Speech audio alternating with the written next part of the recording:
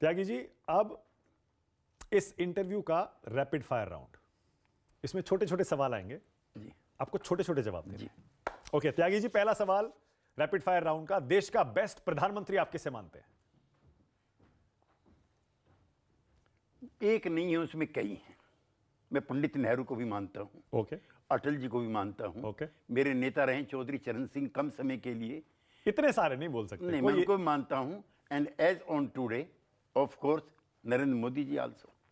बताइए, 3 दिन में तानाशाह से बेस्ट प्रधानमंत्री हो गए त्यागी जी। नहीं, आप भी लंबा सवाल नहीं करेंगे। ओके, बहुत बढ़िया। बेस्ट चीफ मिनिस्टर आप किसे मानते हैं देश का इस समय? आप पुराने भी ले सकते हैं।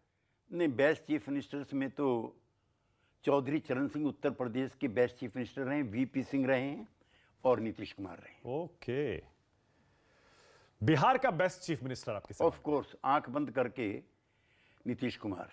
लालू यादव? नो।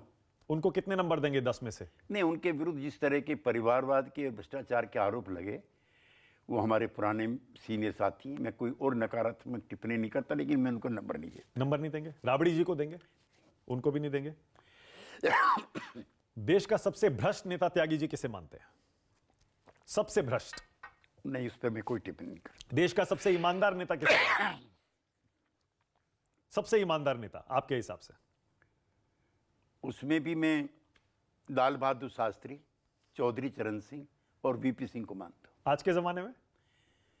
आज के ज़माने में नरेंद्र मोदी, नीतीश कुमार, कम से कम 2 लोग ऐसे हैं जिन पे भ्रष्टाचार का कोई आरोप नहीं। क्या बात है। पीएम मटेरियल कौन सा नेता है आज सबसे ज्यादा त्यागी जी देश में? जो इस समय प्रधानमंत्री, उनके अलावा और कोई नहीं दिखता आपको? नीतीश कुमार जी हैं। नीतीश कुमार जी लगते हैं। बहुत बढ़िया।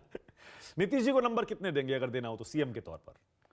नहीं, सीएम को देखिए, आपके असेसमेंट हमारे असेसमेंट अलग होते हैं। हाँ।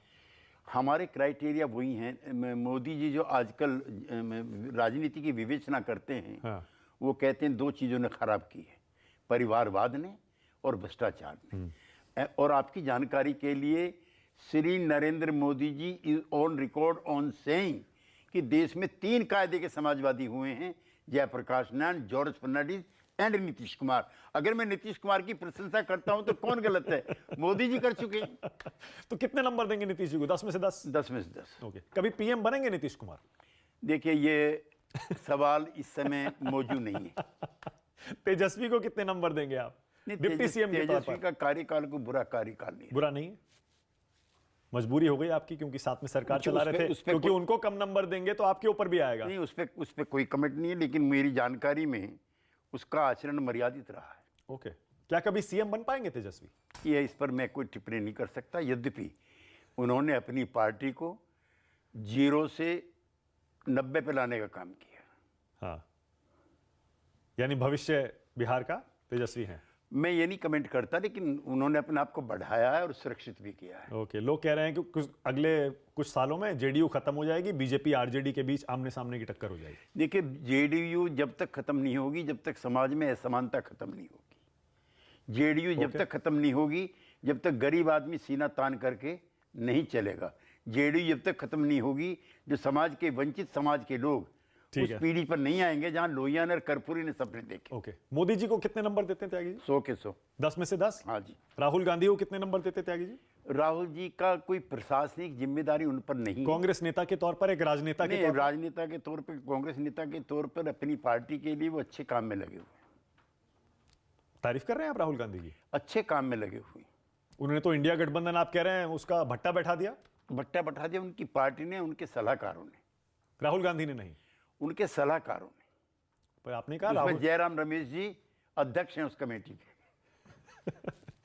पर राहुल जी इतने इनोसेंट, इतने नाइव थोड़े हैं त्यागी जी कि उनके सलाहकार वो कहेंगे और वो मीटिंग में कहेंगे कि नेता हम नीतीश जी को नहीं बनाएंगे, ममता जी। सही बात है, नेता को भी आंकलन करते रहना चाहिए कि सलाहकारों की टोली सही सलाह दे रही है कि नहीं। राहुल कभी पीएम बन पाएंगे त्यागी जी? मैं इतिहास के गर्भ में ज्यादा नहीं झांकता। इतिहास नहीं, मैं तो आपसे आगे जाने की बात कर रहा हूं। नहीं, मैं हाँ, ये सवाल नहीं। ममता बनर्जी को कितने नंबर देते हैं 10 में से त्यागी जी? ममता दीदी कम है और आजकल दादा ज्यादा हो गई। दादा। क्या कभी पीएम बन पाएंगी ममता दीदी? नहीं, कोई टिप्पणी नहीं करना चाहता। अखिलेश यादव कैसे नेता है, उनको कितने नंबर देंगे? देखिए, अखिलेश यादव मेरे नेता के सुपुत्र हैं हाँ, और उस परिवार से मेरा इमोशनल रिश्ता रहा है। अखिलेश की पत्नी के लिए मैं चुनाव में गया था प्रचार करने के लिए। उस परिवार के लिए मेरी शुभकामनाएं। ओके। सीएम बनेंगे अखिलेश कभी? बन सकते हैं, बन सकते हैं। बन सकते हैं। ओके। पर वहां तो योगी जी बैठे हैं यूपी में, तो हाँ, वो योगी जी बहुत सक्षम और तो ऐसे में अखिलेश कैसे सीएम बनेंगे कभी भी दोनों भविष्य में? भविष्य में। ओके। अब मैं कुछ नेताओं के नाम लूंगा त्यागी जी, जो पहला शब्द आपके जहन में आता है वो बताना है। पहला नाम है सम्राट चौधरी। नहीं, मेरा उनके साथ काम करने का कोई अनुभव नहीं है, but he is a aggressive personality of young BJP. Okay. Vijay Sinha. Vijay Sinha ji के भी साथ मैंने काम नहीं किया है, लेकिन वहाँ के लोगों की, उनके क्षेत्र के लोगों की उनके बारे में अच्छी राय है। सुशील कुमार मोदी। Very good. उनके साथ काम करने का अनुभव रहा है, यात्राओं में रहा हूँ, बहुत सुलझे हुए और काबिल आदमी। कभी सीएम बन पाएंगे सुशील मोदी?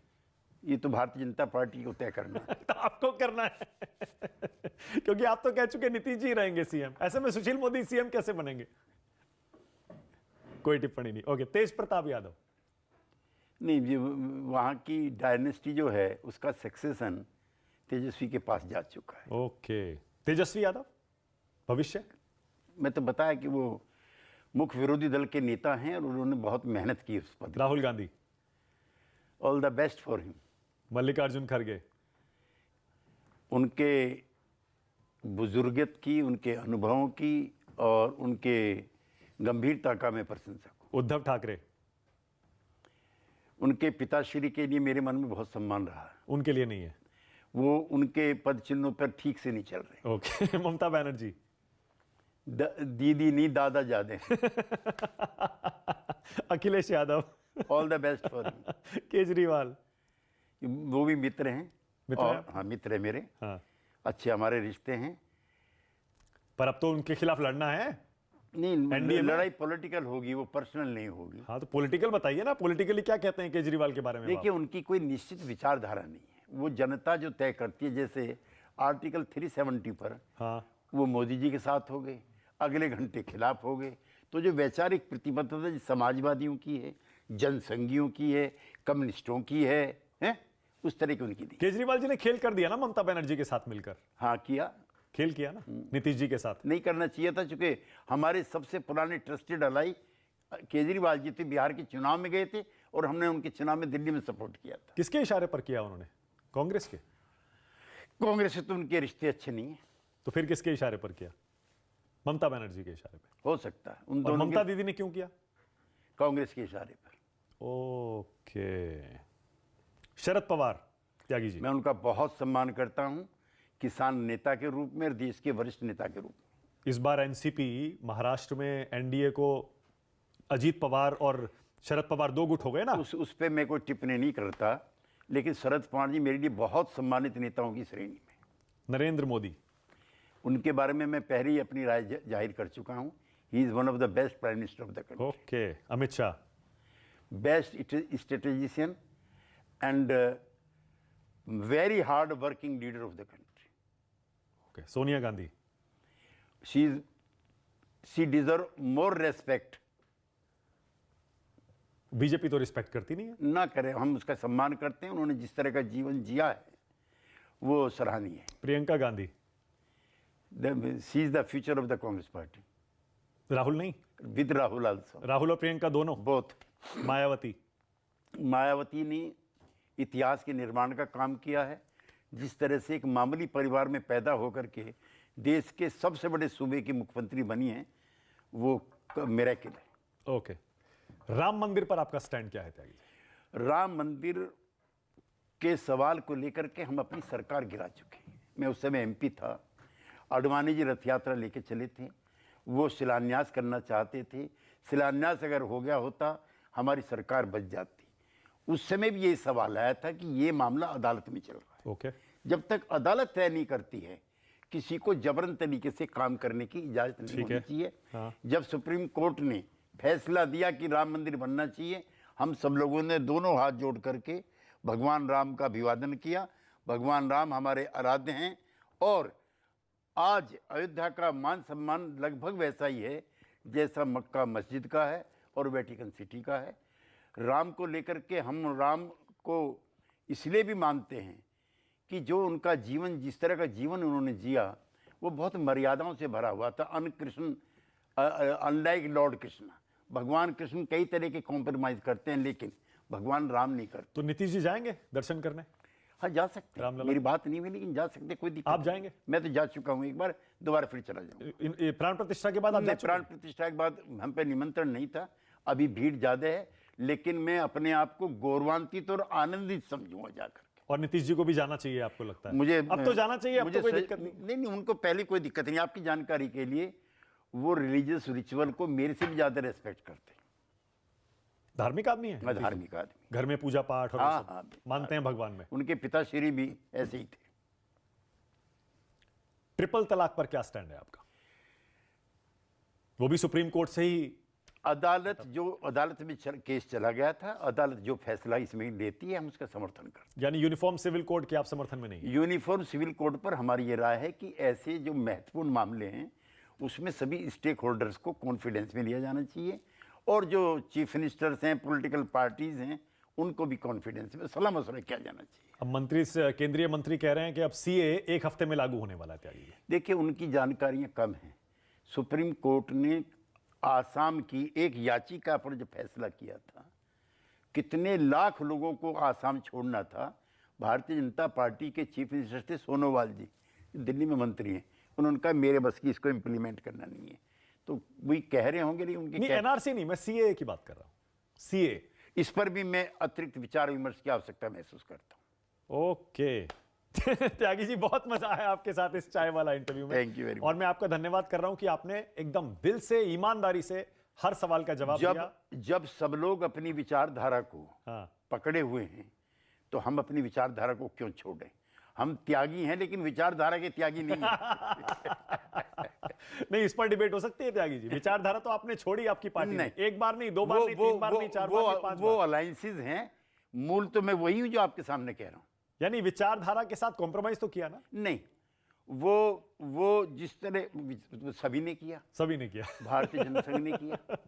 हाँ, जनता पार्टी के मैनिफेस्टो में लिखा हुआ है कि आर्टिकल 370 रहेगा, जिसका जनसंघ भी पार्ट थी। तो ये तो स्ट्रेटेजी समय समय पे बदलती रहती है, लेकिन न जनसंघ ने विचारधारा छोड़ी, न कम्युनिस्टों ने, और न समाजवादियों ने। क्या बात है त्यागी जी, बहुत धन्यवाद। थैंक यू सो मच, बहुत बहुत धन्यवाद। धन्यवाद।